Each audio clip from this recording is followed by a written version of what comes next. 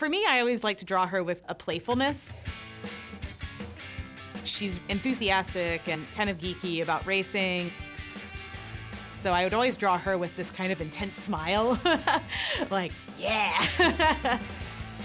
She's a she, and I just didn't want to have sexy, curvy, feminine, girly, whatever it is. I wanted a strong, tough, independent car. Cruz is the queen of motivation. You still need my help, Mr. McQueen. You're brittle, like a fossil. But what I like about Cruz is that she doesn't give up. I'm really proud of her. Does that sound weird? I think of her as like my daughter or as myself or lots of women that I know. And I'm proud of her, and I'm proud that we got to tell that story.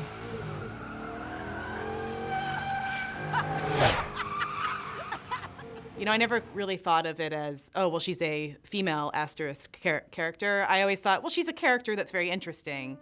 What are things that I can bring out personally that will make her feel like a real, well-rounded character? We knew that we always wanted a character who was kind of a flip side of the coin to Lightning McQueen. But in very early versions of the movie, when we didn't have the tone of things correct, we didn't really know who Cruz should be yet. My name is Cruz Ramirez, and I'll be your executive assistant for simulator racing and high-tech design analysis.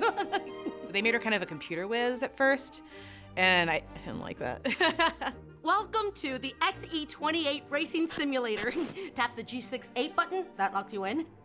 It didn't feel like it would make a lot of sense for her character to end up wanting to become a racer if she wasn't really into racing, if she was more into the whole high-tech computer stuff. All we need to do is reboot the system and everything will be fine. It was partly figuring out that she was going to be his trainer. Cruz Ramirez, the best trainer in the business. Ready to meet it, greet it, and defeat it. All right. Usually all our side characters grow out of our main characters. So the first question is, what does Lightning McQueen need? He needed someone who would help him grow to learn that it's okay to move on to the next stage in life. And so I thought, well, maybe she plays off of McQueen's worst fears about being old. These young guys are great and all, but I like a challenge. I call you my senior project. But then also, every character has something underneath, some sort of mysterious struggle that makes them interesting and makes them not just a type.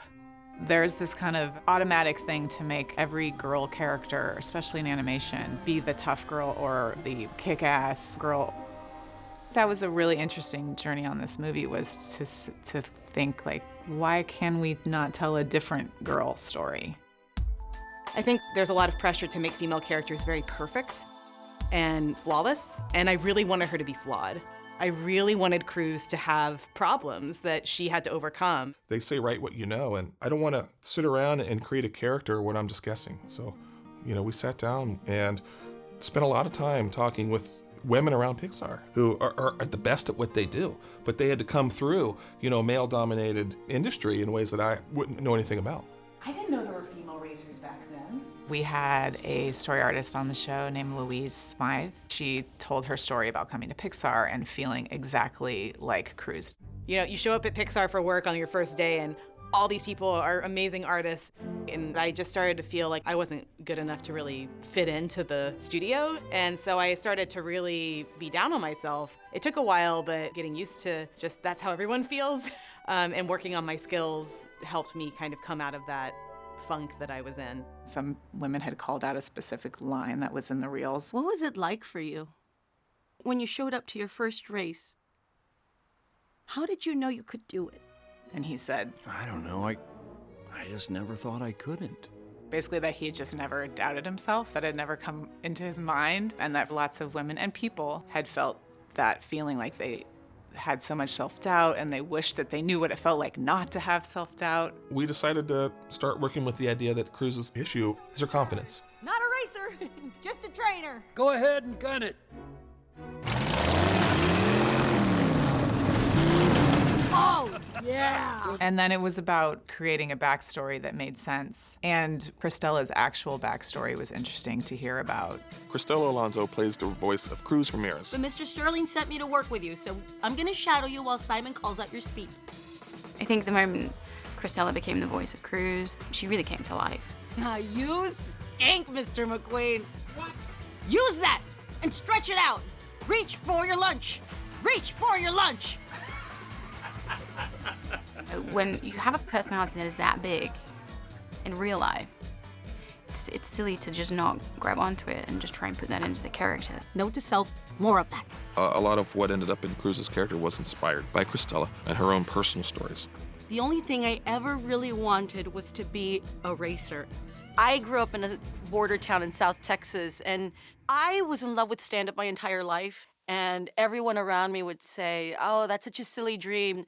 For a while, I kind of listened to them. And then one day, I got a job at the comedy club because I thought, if I can't be a comic, I want to make the comics look good. I was the office manager.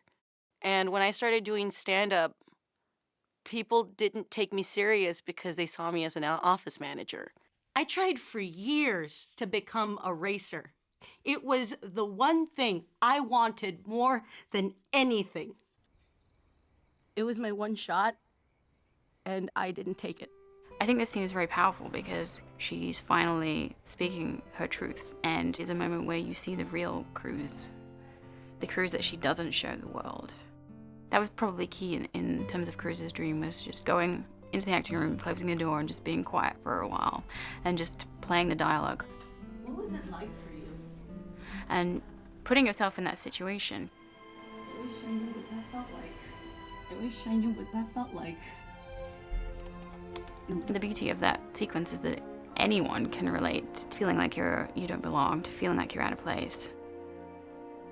You know, we try to put the movie on the screen. In some ways, it's a reflection of the world we have and the world we want to change. But it's also, from another point of view, it has to be the world we want it to be. I want my daughters to come out of that just thinking, I can do anything I want.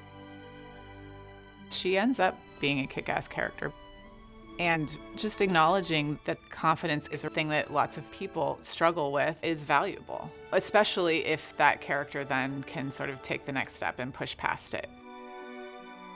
For me, when I see Cruz, this little spunky car that you think has it together, along the story you find out that she doesn't, and that she really craves that shot. And you start rooting for her because you know that we all have dreams. And she is the symbol of someone that wants to chase after them and accomplish it. That's what you want. That's why you root for her, and that's what I love about her.